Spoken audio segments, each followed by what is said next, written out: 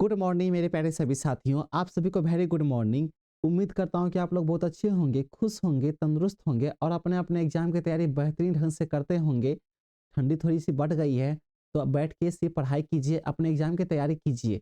आज की वीडियो में हम कवर करने वाले हैं बिजनेस स्टडीज़ के इंपॉर्टेंट क्वेश्चंस, जो भी कॉमर्स के विद्यार्थी हैं उन सभी के लिए बहुत इंपॉर्टेंट होने वाला है। तो आप लोग बिना वीडियो स्किप किए पूरा देखिए और अपने अपने एग्जाम की तैयारी कीजिए। चलिए, पहला क्वेश्चन है, निर्देशन क्या है ना? डायरेक्शन इज कंपलसरी, निर्देशन है अनिवार्य। तो इसका सही आंसर फर्स्ट हो जाएगा। अगला क्वेश्चन है, व्यवसाय में संचार की प्रभावपूर्ण पद्धति का होना क्यों आवश्यक है? तो मार्गदर्शन के लिए, सूचना के लिए, निर्देशन के लिए। तो इन इनमें सभी, यानी कि सही आंसर इसका फोर हो जाएगा। अगला क्वेश्चन है, एक अच्छे नेता के निम्नलिखित में से कौन से गुण होने चाहिए? Which of the following qualities must be passed by a good leader? तो प्रयास, प्रयास भी होना चाहिए, संवाद दक्षता ये भी होना चाहिए, यानी कि कम्युनिकेशन स्किल्स, स्वाभिमान यानी कि सेल्फ कॉन्फिडेंस भी होना चाहिए। तो इनमें से सभी, यानी कि सभी। ठीक है, तो सही आंसर इसका फोर हो जाएगा। अगला क्वेश्चन है, निर्देशन है, डायरेक्शन है, सर्वव्यापी, निष्पादन अभिमुखी, निरंतर क्रिया, यह सभी। तो इसका जो सही आंसर हो जाएगा फोर। निर्देशन सभी है, निरंतर क्रिया भी है, सर्वव्यापी भी है, निष्पादन अभिमुखी भी है। चलिए, अगला क्वेश्चन है, निर्देशन की प्रबंध के स्तर पर आवश्यकता होती है। Direction is required at the level of management. तो उच्च स्तर, मध्यम स्तर, निम्न स्तर, सभी स्तर, यानी कि इसका सही आंसर फोर हो जाएगा। अगला क्वेश्चन है, निर्देशन के प्रमुख कितने तत्व हैं? तो निर्देशन के प्रमुख चार तत्व हैं। Main elements of direction are four. सही आंसर इसका थ्री हो जाएगा। अगला क्वेश्चन है, निर्देशन संबंधित है, डायरेक्शन इज रिलेटेड टू।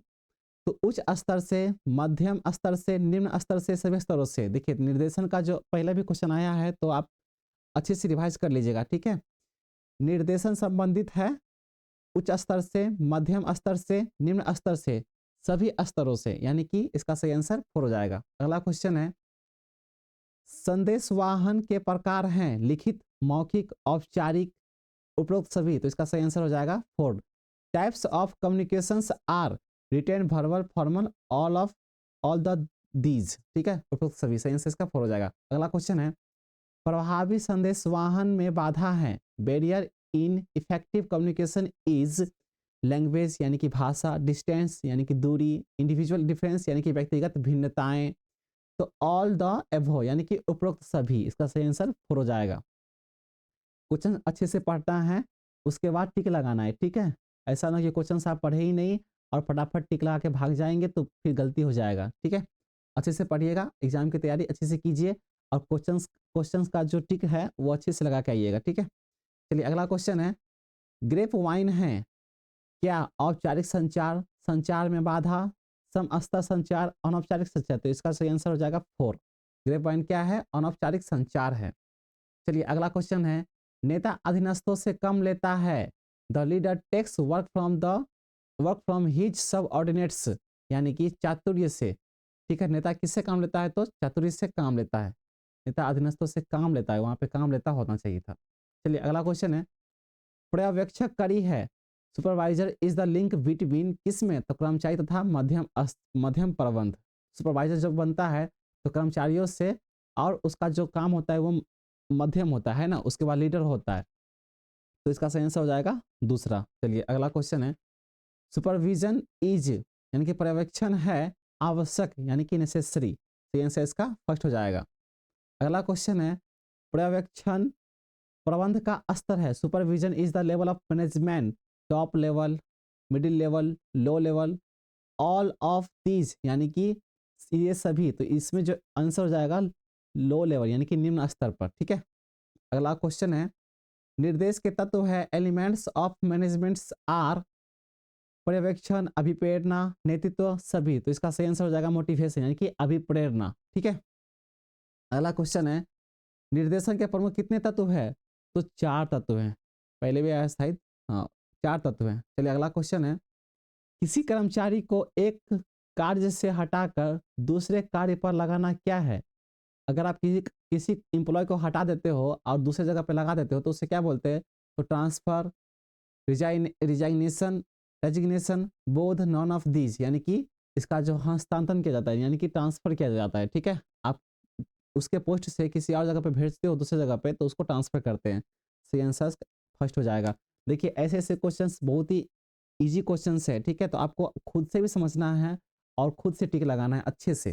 चलिए अगला क्वेश्चन है, किसी व्यक्ति के कम जिम्मेदारी के पद पर ट्रांसफर को कहते हैं, है ना। तो इसका सही आंसर क्या हो जाएगा, कोई भी नहीं, यानी कि पदोन्नति, अवनति, कोई भी नहीं या सभी। तो पदोन्नति, अवनति कोई भी नहीं होगा। सही आंसर इसका फर्स्ट हो जाएगा, सॉरी थर्ड हो जाएगा, ठीक है। आपके लिए दोनों ऑप्शन बेस्ट है, ठीक है। इंग्लिश में अगर समझ आता है तो इंग्लिश में पढ़िए, हिंदी में समझ आता है तो हिंदी में पढ़िए, लेकिन आपके पास दोनों ऑप्शन है, ठीक है।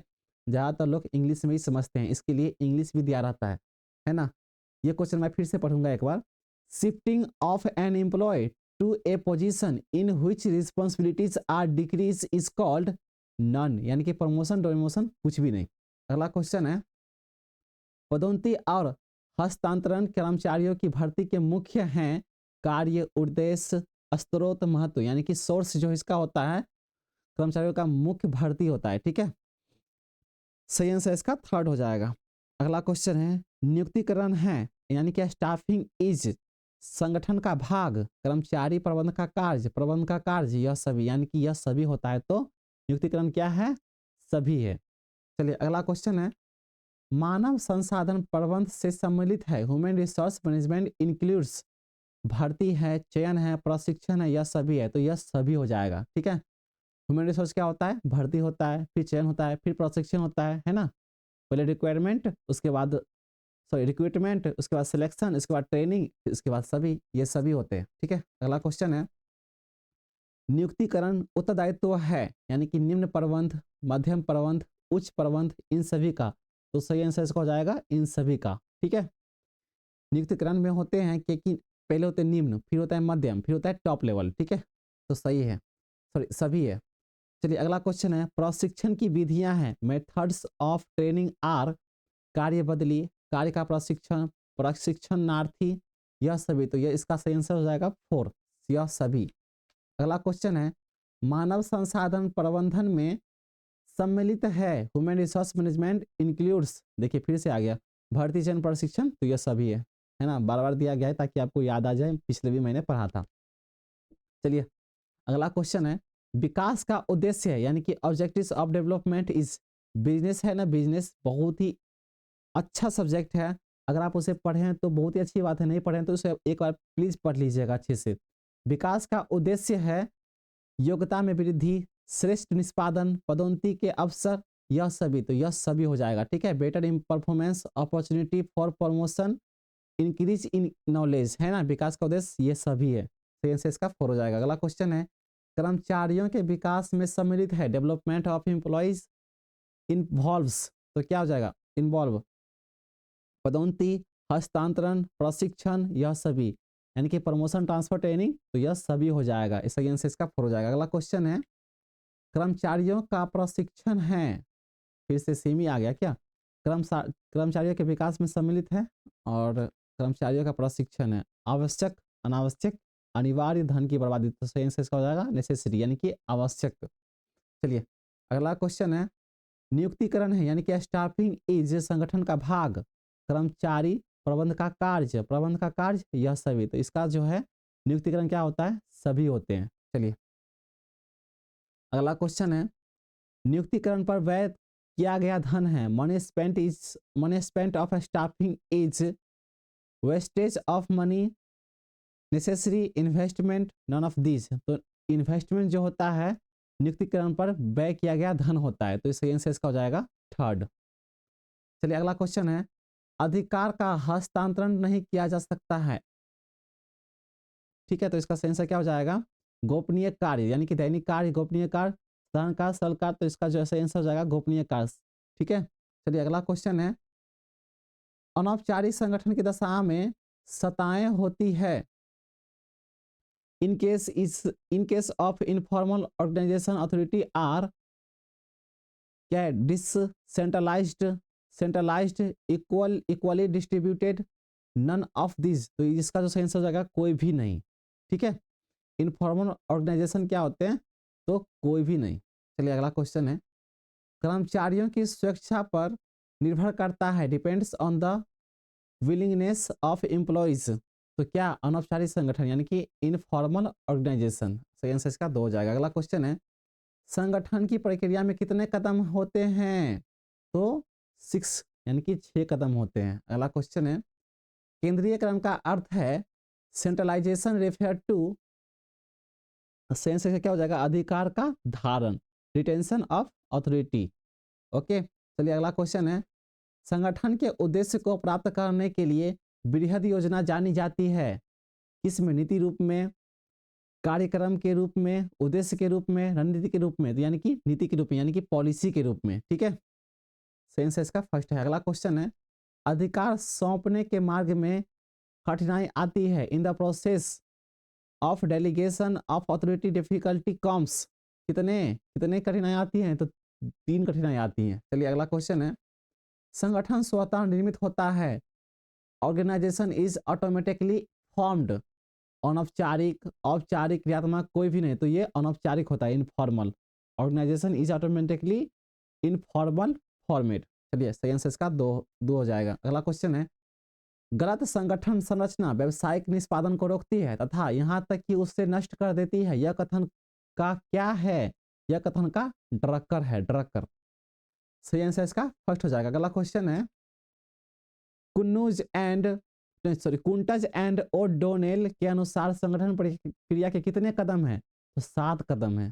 कुंटज और ओडोनेल के अनुसार 7 कदम होते हैं संगठन प्रक्रिया के। सही आंसर इसका थर्ड हो जाएगा। अगला क्वेश्चन है, प्रभावशाली अधिकार हस्तांतरण के लिए उत्तरदायित्व के साथ होना अति आवश्यक है, किसका? तो अधिकार का, अथॉरिटी का। ठीक है, चलिए अगला क्वेश्चन देख लेते हैं। 41 नंबर, प्रभावी भाड़ापन के लिए आवश्यक क्या है? For effective delegation is necessary, तो फैसिलिटी टू कॉन्टैक्ट, है ना, atmosphere of cooperation and coordination, clean expression of authorities. तो इसका जो सही आंसर हो जाएगा यह सभी, यानी कि ऑल ऑफ दीज। चलिए अगला क्वेश्चन है, बड़े आकार वाले उपक्रम में भाड़ापन होता है। ठीक है, in a large sized enterprise delegation is, है ना, ऐच्छिक, आवश्यक, अनिवार्य। तो ये अननेसेसरी यानी कि अनिवार्य हो जाएगा। ठीक है, सही आंसर इसका थर्ड है।